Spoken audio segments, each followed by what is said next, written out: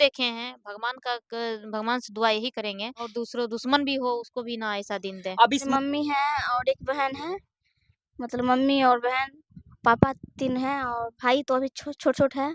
और मतलब कि मजबूरी के कारण, गरीबी मेरा घर में बहुत था, मेरे पापा को पैर कटा हुआ था जी, और मेरे घर में कमाने वाले नहीं थे। आज हम हैं पटना के फतुहा में और हमारे साथ जो शख्स इस समय कैमरा के फ्रेम में दिख रहा होगा, ये किसी पहचान का मोहताज नहीं है। इनका इस समय पूरा भोजपुरी इंडस्ट्री दीवाना है और पूरा बिहार दीवाना है। प्रिया सुहानी नाम है। चलिए आइए इनसे हम बात करते हैं और आपको दिखाते हैं। सबसे पहले हमारे चैनल में आपका स्वागत है। आपका भी स्वागत है और न्यूज़ के माध्यम से जितने भी ऑडियंस हमें देख रहे हैं, सभी को प्रणाम नमस्ते करते हैं। सबसे पहले हम आपसे शुरू से शुरुआती ज्ञान आपसे लेना चाहेंगे। प्रिया सुहानी जी, आप इस इंडस्ट्री में आने से पहले कहाँ से रहने वाली हैं, कहाँ से आई हैं? ये पूरा डिटेल्स आप बताइए। मेरा घर हुआ बेगूसराय, हम बख्तियारपुर रहते थे, सतीश जी को पास, जो कि वो जी, बेंच बजाते हैं, वहीं से हम दुगोला में काम करते थे। जी, दुगोला में काम करते-करते एक फ़ोन लिए और 3 महीना से हम रील्स बनाने लगे। जी, तो उससे पहले एक रील मेरा हुआ था, उतना भी वायरल नहीं हुआ था। अंगे अंगे दहिया टूटा था इसपे, जी।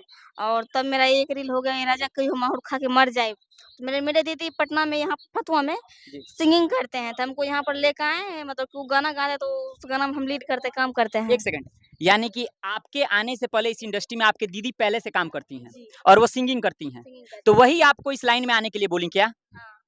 मतलब कि मजबूरी के कारण, गरीबी मेरा घर में बहुत था, मेरे पापा को पैर कटा हुआ था जी। और मेरे घर में कमाने वाले नहीं थे। मेरे दीदी कमा-कमा के सबको घर में खिलाते थे कैसे-कैसे करके, लेकिन जब मेरी दीदी आई थी इधर, तो देखा बहुत लड़की दुगोला में काम कर रही है, तो हमको भी इधर क काम करने के लिए लेके आया, तो हम भी मजबूरी में काम कर रहे थे। यानी कि फाइनेंशियल सपोर्ट के लिए, यानी दीदी करती थी, उससे गुज़ारा नहीं चल पाता था, तो वो सोची कि आप भी आ जाएँगी तो कुछ हेल्प घर का हो जाएगा। और आपके पिताजी का कोई हादसा में पैर कट चुका है। हाँ, वो टाइल्स नहीं होता है, जी। वही उतार रहे थे, पैर पर गिर गया, पैर कट गया उनको। और ऐसे घर में कौन-कौन है? अभी तो मेरी मम्मी है और एक बहन है, मतलब मम्मी और बहन, पापा 3 हैं और भाई तो अभी छोट-छोट है। तो अच्छा, हम भाई छोटा है, जी। पढ़ाई-वढ़ाई करता है सब। हाँ, पढ़ाई तो ये, हाँ, एक भाई तो छोटा है, वो पढ़ाई कर रहा है और एक देखे होंगे मेरा रील हुआ था, भाई को जी। राखी बाँध रहे हैं। वो मतलब थोड़ा बहुत काम कर रहे हैं, वो भी मतलब अभी शुरू आप कहाँ तक पढ़ाई की हैं? हम 5वीं तक पढ़ाई किए हैं। क्यों पढ़ाई आगे नहीं म कंटिन्यू कर सकी क्या? पढ़ाई तो कर रहे थे, लेकिन मजबूरी के कारण हमको पढ़ाई छोड़ के इस लाइन में आना पड़ा। ये लोग नहीं जानता, ये सिर्फ़ ये जानता है कि आप इस समय वायरल चल रही हैं और आपको बहुत सारा पैसा कमाती होंगी, लेकिन आपका फैमिली बैकग्राउंड बहुत दयनीय स्थिति में है, यानी कि आप गरीब घर से हैं, जी, बहुत ज़्यादा। बहुत ज़्यादा। चलिए ये तो हुआ आपका फैमिली बैकग्राउंड। और ऐसे एक बात और बताइए, आपकी जैसे दीदी सिंगिंग दुनिया में काम करती थी, गाँव पे आपके आने से पहले गाँव में क्या रिएक्शन था कि ऐसा नहीं करना चाहिए? हाँ, मतलब कि अगल-बगल होता है ना, पड़ोसी, तो सब बोल रहे थे कि सब मतलब गलत बात है, जैसे नचनिया-वचनिया ऐसे-ऐसे, लेकिन उन सब को बात को इग्नोर करके हम अपना काम पर मेहनत किए। ऐसे गाँव देहात में तो लोग कहते हैं कि ये सब काम करना नचनिया-बजनिया का काम है। खेसारी जी को पहले वो डांस करते थे, वो नाच लवंडा लोग कहता था। इस समय लोग उनका कदम चूमता है, आप देखती हैं। तो वैसे ही आपको भी लोग कहता होगा कि क्या कर रही हैं, नाच रही है, डांस कर रही है, अगल-बगल का समाज कहता होगा कि नचनिया है। लेकिन अब कैसा फ़ील होता है? अब जाती हैं, जैसे अभी आप घर गई हुई थी बेगूसराय, आपका एक क्लिप वायरल हुआ था। कैसा माहौल था? मतलब कि हमको देखने वाले इतना पहुँचे थे कि हमको बहुत खुशी हो रहा था कि मेरे चाहने वाले इतना लोग हैं। हमको देख के बहुत अच्छा लगा।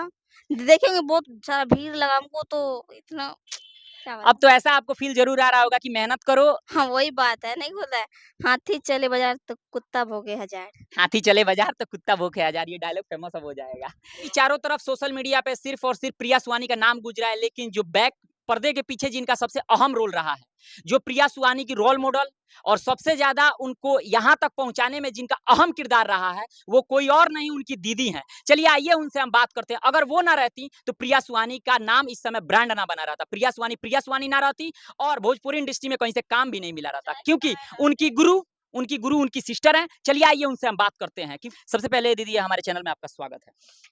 आपका भी बहुत-बहुत स्वागत है और आपके न्यूज़ में जितने हमें चाहने वाले देख रहे हैं और उनसे यही रिक्वेस्ट है कि ऐसे ही च चाहते रहें। एक बात बताइए, कैसे आपके माइंड में आया, या मजबूरी या गरीबी, किस वजह से आप प्रिया सुहानी जी को अपने पास बुलाई? और कोई नहीं चाहता है कि हम अपने बहन को डांस कराएँ या इस लाइन में लाएँ, क्यों आप लाईं, क्या वजह था? वजह यही था कि कुछ पारिवारिक परेशानी था, बहुत मजबूरी था, जो बीत गया मैं उसको बार-बार याद करूँगी या फिर वो चीज़ तो कभी जाएगा नहीं, याद तो है हमेशा ही रहेगा। लेकिन बहुत मजबूरी थी जिसके कारण हमको इस लाइन में लाना पड़ा प्रिया को और मतलब कि पापा को पैर कट गया था, उसके बाद मेरे पास कोई कमाने का रास्ता नहीं दिखा। फिर मैंने सोचा कि कोई भी काम होता है, काम करना है, कोई भी काम करेंगे तो कोई भी पैसा देंगे। तो किसी तरह अपना घर चलाना था, तो इसको इस लाइन में लेके आए हम, काम करवाएँ और मोबाइल नहीं था, तो रील भी नहीं बना पाती थी। बट मोबाइल खरीदें तो से मगर आपके कहने का मतलब मजबूरी में प्रिया सुहानी को आप लेके यहाँ आई थी। जी हाँ, अपना रोजी-रोटी चलाने के लिए क्योंकि घर पे करने वाला कोई नहीं था, गुज़ारा बसर करने के लिए पैसा आमदनी नहीं था। आमदनी नहीं था। ये रियल है, हकीकत है और बहुत परेशानी जो हम देखे हैं, भगवान से दुआ यही करेंगे कि कभी भी और दूसरों दुश्मन भी हो, उसको भी ना ऐसा दिन दें। अब इस मुकाम पे आने के बाद कैसा लगता है? बहुत अच्छा लगता है और देखिए, होता है क्या पब्लिक अभी इतना हम लोग को प्यार सपोर्ट दिए हैं।